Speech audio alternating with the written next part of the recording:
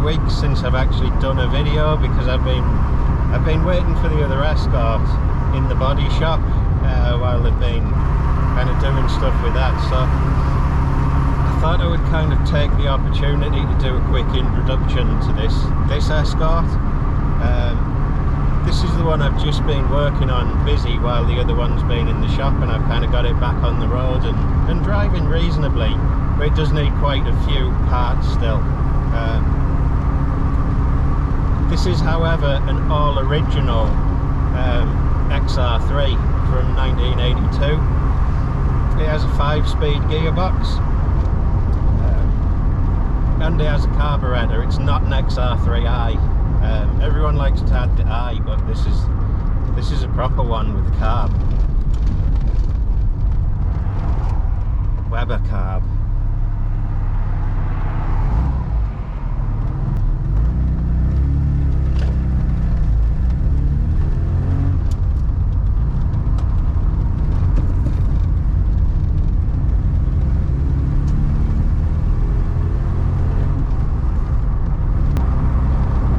Isn't just any old XR3. This was my dad's car. He bought it new in 1982. So this is quite an important one.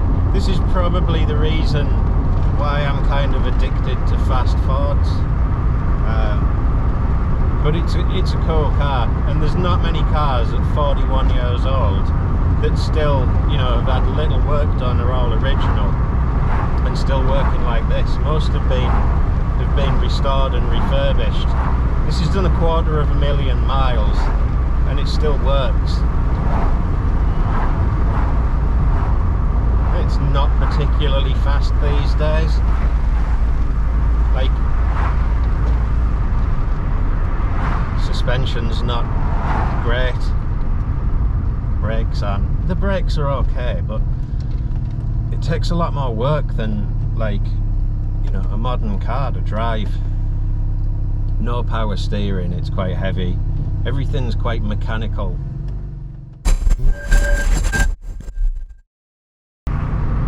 So I just thought I'd do a quick update on the other car. That's in the body shop. It's in one body shop. It's had all the paint stripped off now. It's back to bare metal. We found the chassis number and they've coated it in primer, so I'm going to nip down this week and I'm going to put the axles on, and I'm just going to, you know, tow it back home, and then I can start doing a load of stuff before it kind of goes for the next round where it gets paint and things. But yeah, this is the car I've been working on while the other one's been in the body shop, and, you know, just getting it up and running well again.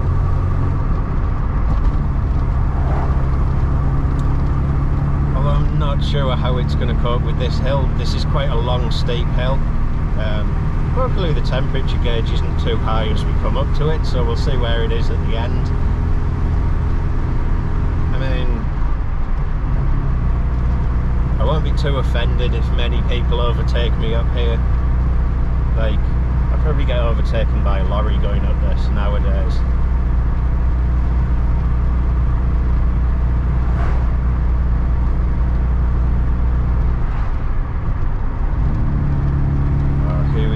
Wish me luck.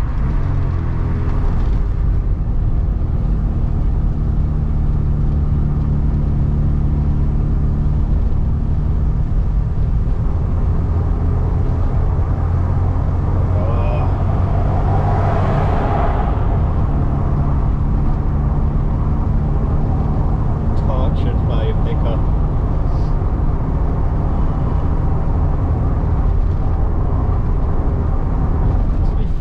It's going alright, but it's not as bad as I thought.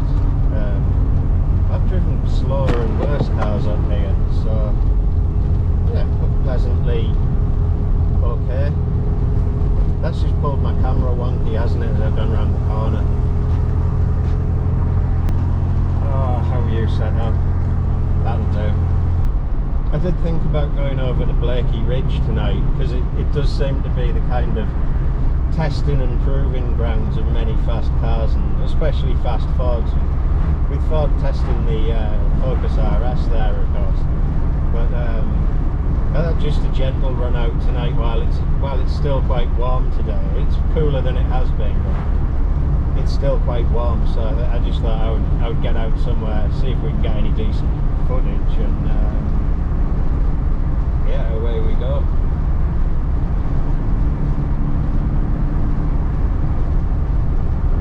Could just be another video of me just talking rubbish again. But yeah, away we go, and kind of we'll see where the roads and the car takes us. The fuel gauge is showing half full. I mean, that means something's in it. I don't know how much. I'll turn off here.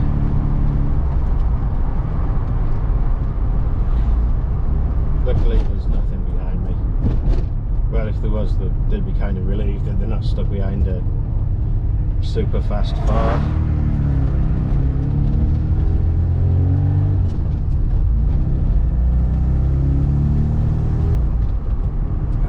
Cattle grid.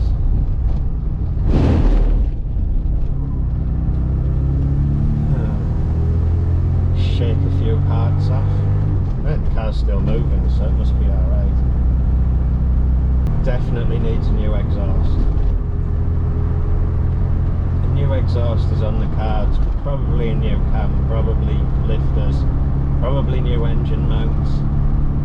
At some point I'll probably do the brakes. That's probably all to come. I'll do videos on that when I do it.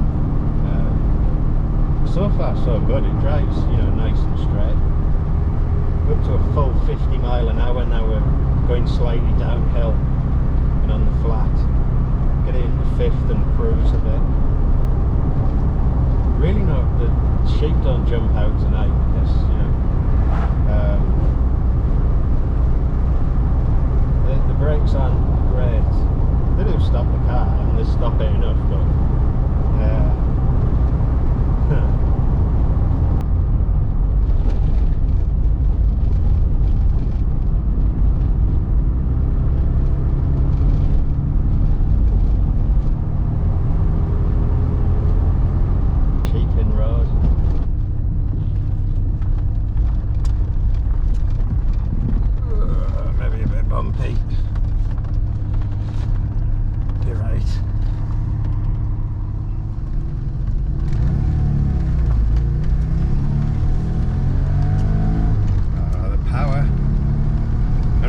too wild tonight because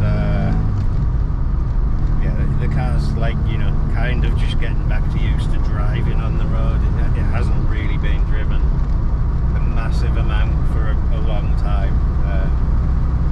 But like I say, this car has done 250,000 miles over about 30 something years before it was kind of laid to rest a bit.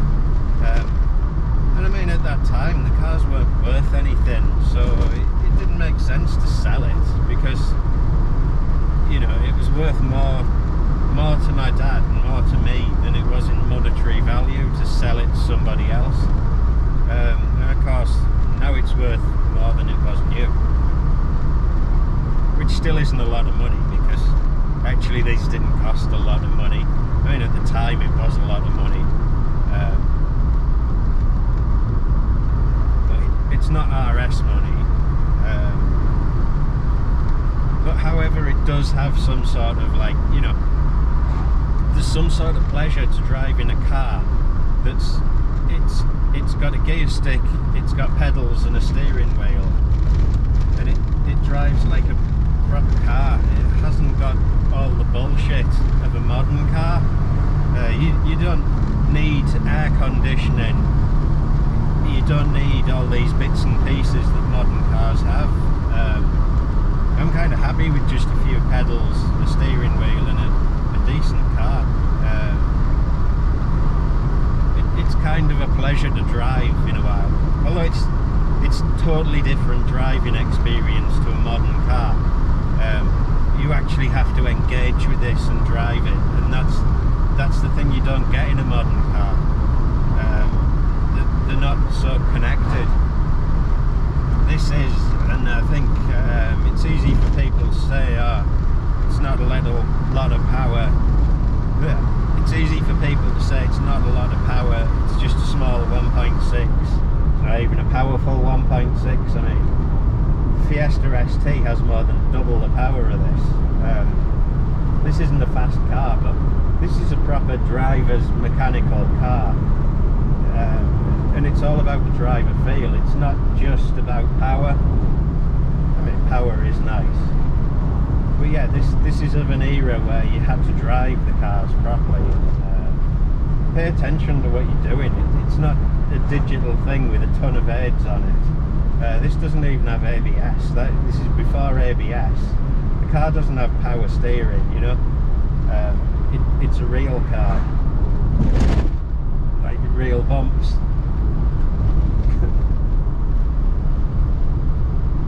It's doing well. I mean, it was getting warm and I was thinking, oh, maybe I pushed it a bit far, and then actually the thermostat's just opened and temperature's plummeted. It's running well.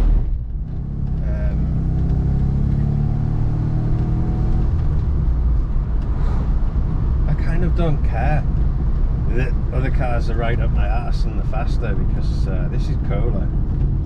And that's the thing, this always turns heads.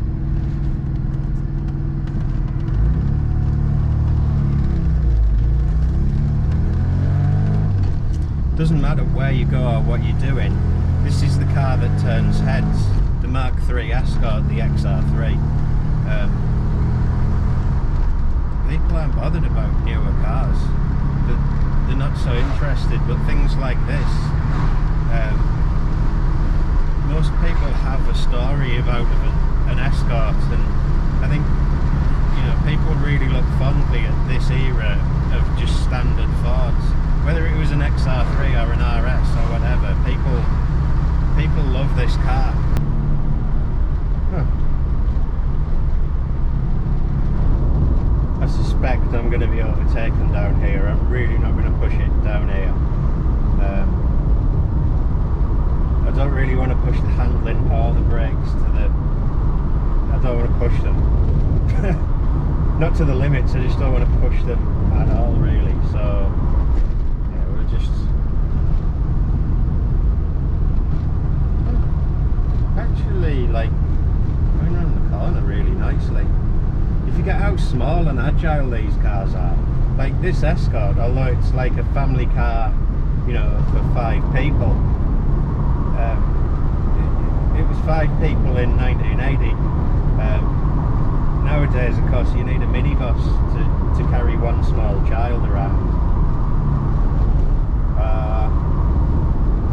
What's this coming up as fast as he can? I don't think he can get inside line on me here and get round the corner, so unlucky man, but you're stuck behind a slow old car all the way down here.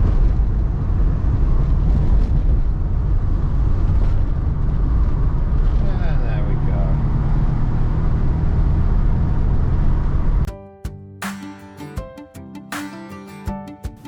I guess the main point I'm trying to get across about this car is it's nowhere near as quick as like the RS models. It's not particularly fast by today's standards. It's fairly hard to drive, it's fairly mechanical. Would I swap it? No, this is brilliant. I mean, it's just a car that works.